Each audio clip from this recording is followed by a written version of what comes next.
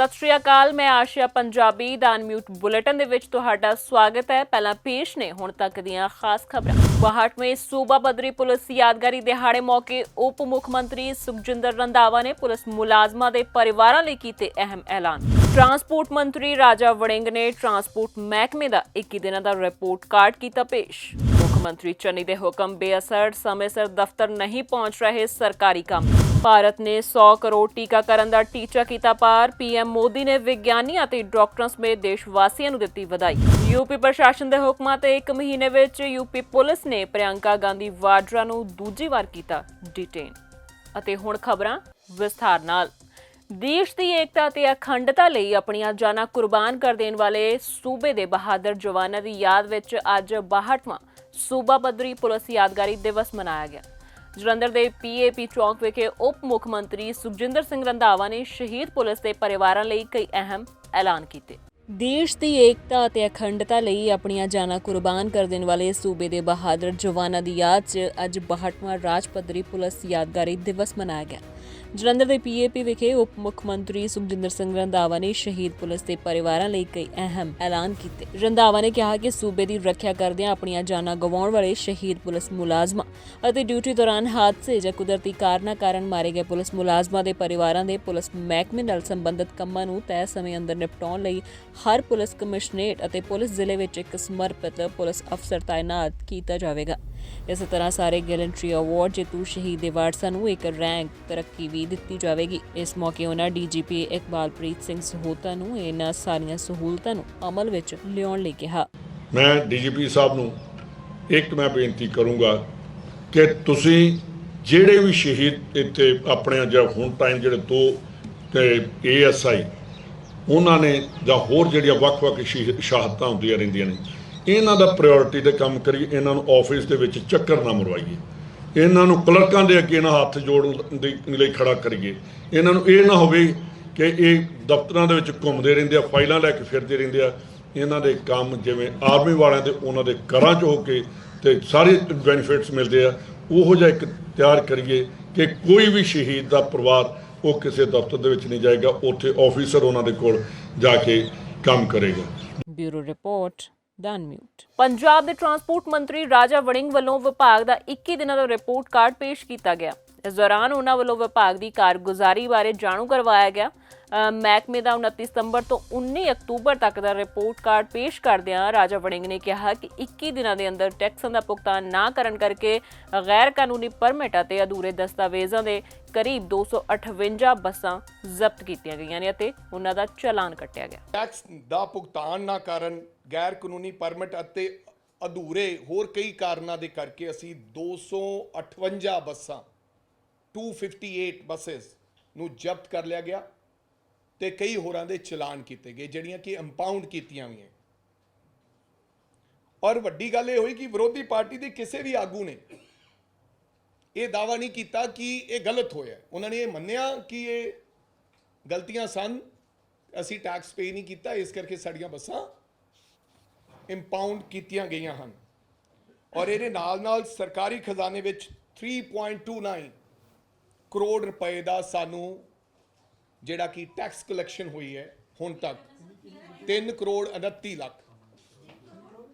Lakh tax ਜਮ੍ਹਾਂ ਹੋ ਚੁੱਕਾ, ਜਿਸ ਵਿੱਚ ਜ਼ਿਆਦਾ ਟੈਕਸ ਵੱਡੀਆਂ ਕੰਪਨੀਆਂ ਨੇ ਜਿਹੜਾ ਕਿ 25% ਜਿਹੜਾ ਸਾਨੂੰ ਦਿੱਤਾ।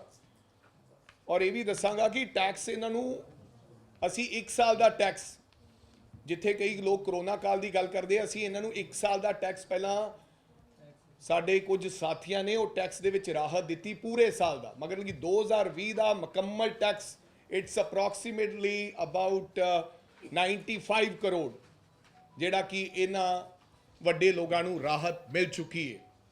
ਇਹ ਮੇਰੇ ਆਉਣ ਤੋਂ ਪਹਿਲਾਂ ਮਿਲੀ ਹੈ। Now they are asking for the new ਰਾਹਤ ਨਵੀਂ इस साल भी, लेकिन ओरी हजे तजवीज़ बन रही है, अगर बनेगी तो थानू दसांगे। सो सब तो वड्डी ते अहम गल 15 सितंबर तो 30 सितंबर तक साडे कोले PRTC और पनबस की जिहड़ी बुकिंग सीगी 15 तो 30 यानी कि 15 दिन की booking, I am talking about 15 days, वो 46.28 सीगी। यानी कि 46 करोड़ 28 ਲੱਖ 15 ਦਿਨਾਂ ਦੀ PRTC ਪਨਬਸ ਦੋਨਾਂ ਦੀ। ਚੰਨੀ ਸਰਕਾਰ ਨੂੰ ਅਜੇ 1 ਮਹੀਨਾ ਵੀ ਪੂਰਾ ਨਹੀਂ ਹੋਇਆ ਤਾਂ ਦਫ਼ਤਰੀ ਅਫਸਰ ਤੇ ਬਾਬੂ ਫਿਰ ਤੋਂ ਆਪਣੀਆਂ ਪੁਰਾਣੀਆਂ ਹਰਕਤਾਂ ਤੇ ਉਤਰ ਆਏ ਨੇ।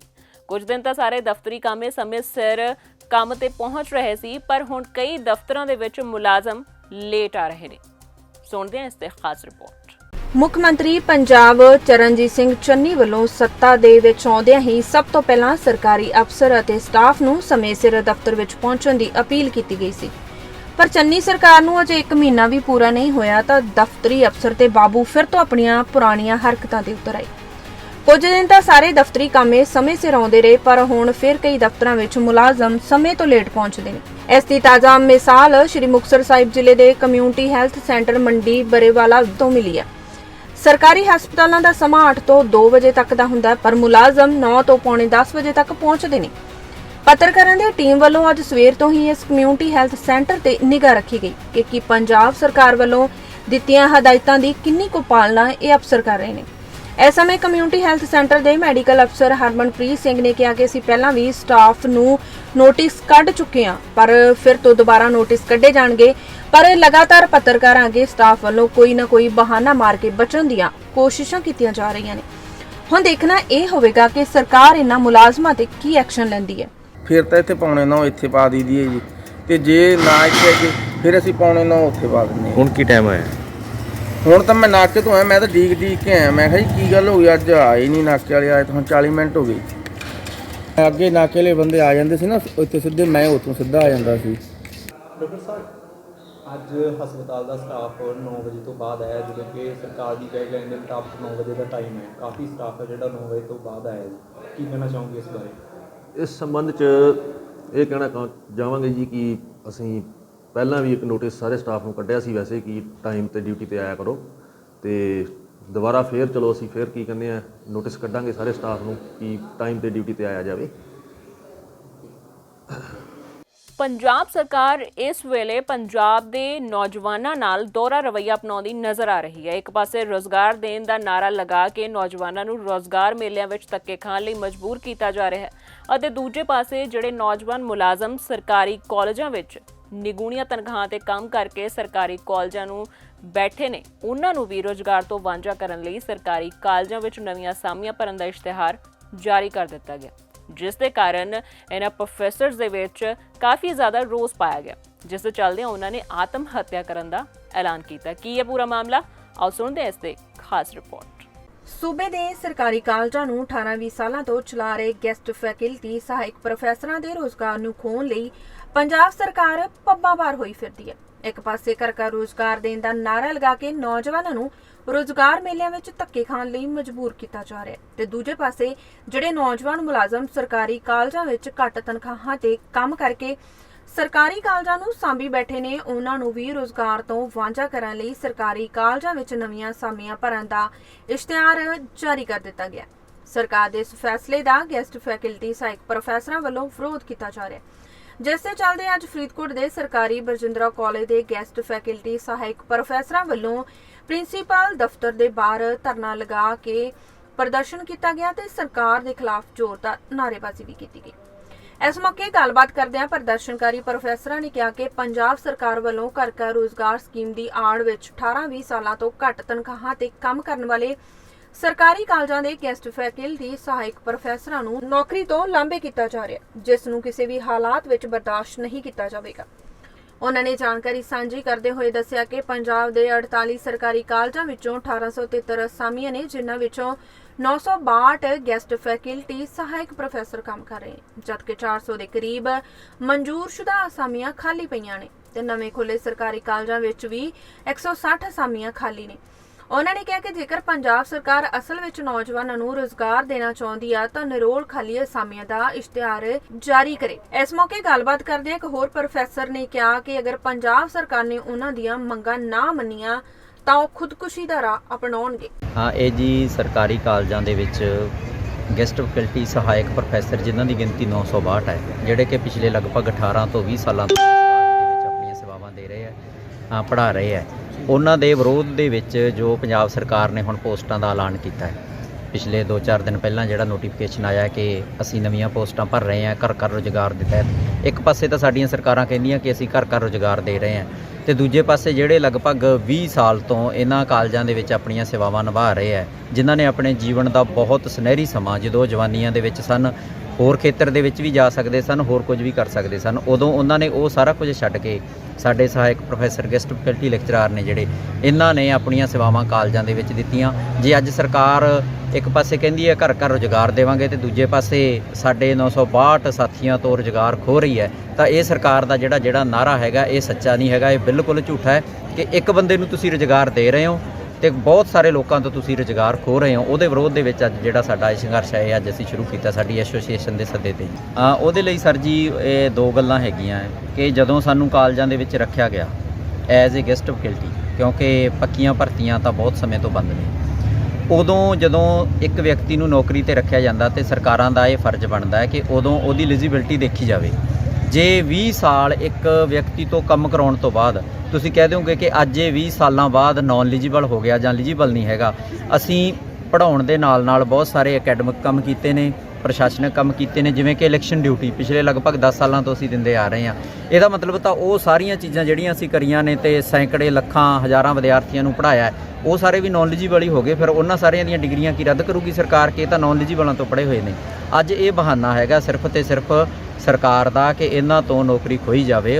ਜੇ 20 ਸਾਲਾਂ ਬਾਅਦ ਅੱਜ ਸਰਕਾਰ ਕਹਿ ਰਹੀ ਹੈ ਕਿ ਨੌਨ ਐਲੀਜੀਬਲ ਹੈ, ਤੇ ਜਦੋਂ ਜੁਆਇਨ ਕਰਾਇਆ ਗਿਆ ਸੀ ਉਦੋਂ ਸਰਕਾਰ ਨੂੰ ਨਹੀਂ ਪਤਾ ਲੱਗਿਆ ਕਿ ਇਹਨਾਂ ਦੀ ਐਲੀਜੀਬਿਲਟੀ ਕੀ ਬਣਦੀ ਹੈ, ਉਦੋਂ ਸਿਰਫ ਐਲੀਜੀਬਲਾਂ ਨੂੰ ਕਿਉਂ ਨਹੀਂ ਜੁਆਇਨ ਕਰਾਇਆ। ਇਹਨਾਂ ਨੇ ਆਪਣੇ ਜੀਵਨ ਦਾ ਸੁਨਹਿਰੀ ਸਮਾਂ ਇਹਨਾਂ ਕਾਲਜਾਂ ਨੂੰ ਦਿੱਤਾ ਹੈ, ਇਹਨਾਂ ਕਾਲਜਾਂ ਦੇ ਵਿੱਚ ਬਹੁਮੁੱਲਾ ਸਮਾਂ ਆਪਣਾ ਦਿੱਤਾ ਜਦੋਂ ਕਿਸੇ ਹੋਰ ਖੇਤਰ 'ਚ ਜਾ ਸਕਦੇ ਸੀ। ਸਭ ਤੋਂ ਪਹਿਲਾਂ ਇਹਨਾਂ ਨੂੰ ਸਿਕਿਉਰ ਕੀਤਾ ਜਾਵੇ, ਜੋ ਬਾਕੀ ਬਸ ਦੀਆਂ ਪੋਸਟਾਂ ਹੈਗੀਆਂ ਉਹ ਸਰਕਾਰ ਭਰ ਸਕਦੀ ਹੈ, ਉਹਨਾਂ ਨਾਲ ਸਾਡਾ ਕੋਈ ਵਿਰੋਧ ਨਹੀਂ ਹੈ। ਇਹਦੇ ਬਾਰੇ ਸਰ ਮੈਂ ਇਹ ਕਹਿਣਾ ਚਾਹੁੰਦਾ ਕਿਉਂਕਿ ਅਸੀਂ ਬਹੁਤ ਲੰਬੇ ਸਮੇਂ ਤੋਂ ਜਿਹੜਾ ਕਾਲਜਾਂ ਦੇ ਵਿੱਚ ਕੰਮ ਕਰਦੇ ਪਏ ਹਾਂ, 15-20 ਸਾਲ ਦੇ ਲਗਭਗ ਦਾ ਸਾਨੂੰ ਉਹ ਸਮਾਂ ਹੋ ਗਿਆ। ਕੋਈ ਐਗਜ਼ਾਮੀਨੇਸ਼ਨ ਡਿਊਟੀ ਹੈ, ਕੋਈ ਵੀ ਸਾਡਾ ਅਕੈਡਮਿਕ ਕੰਮ ਹੈ ਜਾਂ ਕੋਈ ਪ੍ਰਸ਼ਾਸਨ ਦੇ ਵੱਲੋਂ ਵੀ ਸਾਡੀ ਡਿਊਟੀ ਲਾਈ ਜਾਂਦੀ ਹੈ, ਅਸੀਂ ਤਨਦੇਹੀ ਦੇ ਨਾਲ ਉਹ ਡਿਊਟੀਆਂ ਨਿਭਾਉਂਦੇ ਹਾਂ। ਤਾਂ ਸਾਡੀ ਹੁਣ ਸਰਕਾਰ ਤੋਂ ਇਹ ਮੰਗ ਹੈ ਕਿ ਜਿਹੜੀਆਂ ਉਹਨਾਂ ਨੇ ਪੋਸਟਾਂ ਕੱਢੀਆਂ ਸਾਡੇ ਅਗੇਂਸਟ, ਅਸੀਂ ਇਹ ਕਹਿੰਦੇ ਹਾਂ ਜਿਹੜੇ ਸਾਡੇ 962 ਬੰਦੇ ਆ ਉਹਨਾਂ ਨੂੰ ਸਿਕਿਉਰਿਟੀ ਦੇ ਕੇ ਉਹਨਾਂ ਨੂੰ ਸੁਰੱਖਿਅਤ ਰੱਖ ਕੇ ਬਾਕੀ ਜਿਹੜੀਆਂ ਪੋਸਟਾਂ ਬਚਦੀਆਂ ਨਰੋਲ ਰੂਪ ਦੇ ਵਿੱਚ ਜਿਹੜੀਆਂ ਖਾਲੀ ਨੇ ਉਹ 400 ਤੋਂ ਲੈ ਕੇ 460 ਤੱਕ ਪੋਸਟਾਂ ਨੇ ਉਹ ਭਰ ਲੈਣ, ਲੇਕਿਨ ਸਾਨੂੰ ਜਿਹੜਾ ਉਹ ਸੁਰੱਖਿਅਤ ਰੱਖਣ ਤਾਂ ਜੋ ਅਸੀਂ ਆਪਣਾ ਭਵਿੱਖ ਵਧੀਆ ਜਿਉ ਸਕੀਏ। ਕਿਉਂਕਿ ਅਸੀਂ ਜਿਹੜਾ ਲੰਬਾ ਸਮਾਂ ਲੰਬੀ ਸਾਡੀ ਜਵਾਨੀ ਸੀ ਜਿਹਦੇ ਵਿੱਚ ਅਸੀਂ ਕੰਮ ਕਰ ਸਕਦੇ ਸੀ, ਉਹ ਸਾਰਾ ਟਾਈਮ ਸਾਡਾ ਅਸੀਂ ਸਰਕਾਰੀ ਕਾਲਜਾਂ ਦੇ ਲੇਖੇ ਲਾਇਆ ਜੋ ਕਿ ਇੱਕ ਸੇਵਾ ਦੇ ਰੂਪ ਦੇ ਵਿੱਚ ਸੀ। ਔਰ ਸਰਕਾਰ ਸਾਨੂੰ ਸੇਵਾ ਦਾ ਜਿਹੜਾ ਇਹ ਦੇ ਰਹੀ ਹੈ ਮੁੱਲ ਕਿ ਤੁਸੀਂ ਘਰਾਂ ਦੇ ਵਿੱਚ ਵਾਪਸ ਚਲੇ ਜਾਓ, ਸਾਡੇ ਘਰ ਨੇ ਪਿੱਛੇ। ਔਰ ਮੈਂ ਇੱਥੇ ਇਹ ਵੀ ਕਹਿਣਾ ਚਾਹੁੰਦਾ ਸਰਕਾਰ ਨੂੰ, ਵੇਖੋ ਸਾਡੀ ਲਾਈਫ ਹੈ ਜਿਹੜੀ ਤੁਸੀਂ ਉਹ ਖ਼ਤਮ ਕਰ ਰਹੇ ਹੋ, ਔਰ ਜੇ ਸਾਨੂੰ ਕਿਸੇ ਹੱਦ ਤੱਕ ਜਾਣਾ ਪਿਆ ਅਸੀਂ ਆਪਣੀ ਲਾਈਫ ਸੈਕਰੀਫਾਈ ਕਰ ਦਾਂਗੇ। ਮੈਂ ਸੁਸਾਈਡ ਕਰਨ ਦੇ ਲਈ ਤਿਆਰ ਹਾਂ ਜੇਕਰ ਸਰਕਾਰ ਨੇ ਸਾਨੂੰ ਰੈਗੂਲਰ ਨਾ ਕੀਤਾ। ਮੈਂ ਅੱਜ ਇਹ ਇੱਥੇ ਤੁਹਾਡੇ ਨਾਲ ਵਾਅਦਾ ਵੀ ਕਰਕੇ ਜਾਂਦਾ ਸਾਰਿਆਂ ਨਾਲ, ਮੈਂ ਕਹਿੰਦਾ ਨਹੀਂ, ਜੋ ਮੈਂ ਕਹੂੰਗਾ ਉਹ ਮੈਂ ਕਰਕੇ ਵੀ ਦਿਖਾਊਂਗਾ। ਹਰ ਹਾਲ ਦੇ ਵਿੱਚ ਸਾਡੀਆਂ ਜਿਹੜੀਆਂ ਸੇਵਾਵਾਂ ਉਹ ਸੁਰੱਖਿਅਤ ਕੀਤੀਆਂ ਜਾਣ। ਸਾਨੂੰ ਕਾਲਜਾਂ ਦੇ ਵਿੱਚੋਂ ਜੋ ਅਸੀਂ ਲੰਬਾ ਸਮਾਂ ਕੰਮ ਕੀਤਾ, ਸੇਵਾਵਾਂ ਦਿੱਤੀਆਂ, ਸਾਨੂੰ ਉਹਦਾ ਯੋਗ ਮੁੱਲ ਦਿੱਤਾ ਜਾਵੇ। ਸਾਨੂੰ ਬਹੁਤ ਹੀ ਘੱਟ ਤਨਖਾਹਾਂ 'ਤੇ ਕੰਮ ਕਰਨਾ ਪਿਆ। ਜੇਕਰ ਅੱਜ ਅਸੀਂ ਤਨਖਾਹਾਂ ਦੀ ਮੰਗ ਕੀਤੀ ਤਾਂ ਇਹਨਾਂ ਨੂੰ ਸਾਡੀ ਯੋਗਤਾ ਨਜ਼ਰ ਆ ਗਈ। ਪਹਿਲਾਂ ਯੋਗਤਾ ਸਾਡੀ ਕਿੱਥੇ ਗਈ ਸੀ? ਇਹਨਾਂ ਸਾਰਿਆਂ 'ਤੇ ਇਹ ਕਾਰਵਾਈ ਹੋਣੀ ਚਾਹੀਦੀ ਹੈ ਇਦੋਂ ਪਹਿਲਾਂ ਕਿ ਤੁਸੀਂ ਇੱਕ ਨੌਨ ਐਲੀਜੀਬਲ ਬੰਦੇ ਨੂੰ ਰੱਖਿਆ ਹੋਇਆ ਸੀ, ਕਿਉਂ ਰੱਖਿਆ ਹੋਇਆ ਸੀ? 20 ਸਾਲ ਉਹ ਬੰਦੇ ਨੇ 15 ਸਾਲ ਕੰਮ ਕੀਤਾ, ਅੱਜ ਉਹ ਬੰਦਾ ਐਲੀਜੀਬਲ ਕਿਵੇਂ ਹੋ ਗਿਆ? ਅੱਜ ਉਹ ਬੰਦਾ ਨੌਨ ਐਲੀਜੀਬਲ ਕਿਸ ਤਰ੍ਹਾਂ ਹੋ ਗਿਆ? ਸੋ ਸਰਕਾਰ ਇਹਨਾਂ ਕੰਮਾਂ ਤੋਂ ਬਾਜ਼ ਆਵੇ, ਜੋ ਘਰ ਘਰ ਰੁਜ਼ਗਾਰ ਦਾ ਵਾਅਦਾ ਕੀਤਾ ਸੀ ਉਹਨੂੰ ਨਿਭਾਵੇ, ਨਾ ਕਿ ਘਰ ਘਰ ਰੁਜ਼ਗਾਰ ਦੇਣ ਦੇ ਬਹਾਨੇ ਇੱਕ ਬੰਦੇ ਦਾ ਰੁਜ਼ਗਾਰ ਖੋਹ ਕੇ ਦੂਜੇ ਦੇ ਨੂੰ ਦੇਵੇ। ਸੋ ਸਰਕਾਰ ਨੂੰ ਮੇਰੀ ਇਹ ਚੇਤਾਵਨੀ ਹੈ ਕਿ ਜੇਕਰ ਸਾਡੀਆਂ ਮੰਗਾਂ ਇਹ ਸਵੀਕਾਰ ਨਾ ਕੀਤੀਆਂ ਤਾਂ ਆਉਣ ਵਾਲੇ ਦਿਨਾਂ ਦੇ ਵਿੱਚ ਅਸੀਂ ਇੱਕ ਤਿੱਖਾ ਸੰਘਰਸ਼ ਕਰਾਂਗੇ। ਭਾਰਤ ਨੇ 100 ਕਰੋੜ ਵੈਕਸੀਨ ਦਾ ਅੰਕੜਾ ਪਾਰ ਕਰ ਲਿਆ। ਇਸ ਮੌਕੇ ਪ੍ਰਧਾਨ ਮੰਤਰੀ ਨਰਿੰਦਰ ਮੋਦੀ ਨੇ ਭਾਰਤੀ ਵਿਗਿਆਨੀਆਂ ਅਤੇ ਡਾਕਟਰਾਂ ਨੂੰ ਵਧਾਈ ਦਿੰਦੇ ਕਿਹਾ ਕਿ ਦੇਸ਼ ਨੇ ਇਤਿਹਾਸ ਰਚਿਆ, ਕਿਉਂਕਿ ਕਰੋਨਾ ਨੂੰ ਹਰਾਉਣ ਦੇ ਲਈ ਪਿਛਲੇ 100 ਸਾਲਾਂ ਦੇ ਵਿੱਚ ਜੋ ਕਿ ਵੱਡੀ ਮਹਾਮਾਰੀ ਸੀ ਉਸ ਦਾ 100 ਕਰੋੜ ਵੈਕਸੀਨ ਹਾਸਲ ਕਰਨ ਦਾ ਟੀਚਾ ਹੁਣ ਪੂਰਾ ਹੋ ਗਿਆ। ਭਾਰਤ ਨੇ ਅੱਜ 100 ਕਰੋੜ ਵੈਕਸੀਨ ਦਾ ਅੰਕੜਾ ਪਾਰ ਕਰ ਲਿਆ। ਇਸ ਮੌਕੇ ਪ੍ਰਧਾਨ ਮੰਤਰੀ ਨਰਿੰਦਰ ਮੋਦੀ ਨੇ ਭਾਰਤੀ ਵਿਗਿਆਨੀਆਂ ਅਤੇ ਡਾਕਟਰਾਂ ਨੂੰ ਵਧਾਈ ਦਿੰਦੇ ਕਿਹਾ ਕਿ ਦੇਸ਼ ਨੇ ਇਤਿਹਾਸ ਰਚਿਆ। ਸੂਤਰਾਂ ਮੁਤਾਬਕ ਦੇਸ਼ ਵਿੱਚ ਟੀਕਾਕਰਨ ਦੇ ਯੋਗ 944 ਮਿਲੀਅਨ ਬਾਲਗਾਂ ਦੇ 3/4 ਨੂੰ ਘੱਟੋ-ਘੱਟ ਇੱਕ ਖੁਰਾਕ ਲੱਗ ਚੁੱਕੀ ਹੈ, ਜਦੋਂ ਕਿ 31% ਆਬਾਦੀ ਨੂੰ ਟੀਕੇ ਦੀਆਂ ਦੋਨੋਂ ਖੁਰਾਕਾਂ ਮਿਲ ਚੁੱਕੀਆਂ ਨੇ। ਇਸ ਪ੍ਰਾਪਤੀ ਮੌਕੇ ਦੇਸ਼ ਦੇ ਪ੍ਰਧਾਨ ਮੰਤਰੀ ਮੋਦੀ ਰਾਮ ਮਨੋਹਰ ਲੋਹੀਆ ਹਸਪਤਾਲ ਪਹੁੰਚੇ ਅਤੇ ਸਿਹਤ ਕਰਮੀਆਂ ਦੇ ਨਾਲ ਗੱਲਬਾਤ ਕੀਤੀ। अब तक कितने लोगों का वैक्सीन किया? सर जब से वैक्सीनेशन शुरू किया था मेरा ड्यूटी आया था तो लगभग सर 15,000। अरे वाह। सर मुझे बहुत अच्छा लगा कि तो अभी तो कॉन्फिडेंस लेवल भी बहुत आया होगा। हाँ जी सर। कोई पेशेंट आया होगा जो चिल्लाता भी होगा? सर उनको डर लगता है कि वैक्सीन से डर लगता है और किसी को इन्फॉर्मेशन नहीं होती कि वैक्सीन का साइड इफेक्ट होगा, तो हमें यहाँ पे काउंसलिंग देने के बाद उनको अच्छा लगता है। ਕਾਂਗਰਸ ਜਨਰਲ ਸਕੱਤਰ ਪ੍ਰਿਯੰਕਾ ਗਾਂਧੀ ਵਾਡਰਾ ਨੂੰ ਅੱਜ ਕੁਝ ਸਮੇਂ ਲਈ ਹਿਰਾਸਤ ਵਿੱਚ ਲਿਆ ਗਿਆ ਅਤੇ ਫਿਰ ਆਗਰਾ ਜਾਣ ਦੀ ਇਜਾਜ਼ਤ ਦੇ ਦਿੱਤੀ ਗਈ ਤਾਂ ਕਿ ਇੱਕ ਬੰਦੇ ਦੇ ਪਰਿਵਾਰ ਨਾਲ ਮੁਲਾਕਾਤ ਕੀਤੀ ਜਾ ਸਕੇ ਜਿਸ ਦੀ ਕਥਿਤ ਤੌਰ ਤੇ ਪੁਲਿਸ ਹਿਰਾਸਤ ਵਿੱਚ ਮੌਤ ਹੋ ਗਈ ਸੀ। ਦਰਅਸਲ ਇਹ ਦੂਜੀ ਵਾਰ ਹੈ ਜਦੋਂ ਪ੍ਰਿਯੰਕਾ ਗਾਂਧੀ ਨੂੰ यूपी ਪੁਲਿਸ ਦੁਆਰਾ ਡਿਟੇਨ ਕੀਤਾ ਗਿਆ। ਆਖਿਰ ਕੀ ਹੈ ਪੂਰਾ ਮਾਮਲਾ, ਆਓ ਸੁਣਦੇ ਹਾਂ ਇਹ ਖਾਸ ਰਿਪੋਰਟ।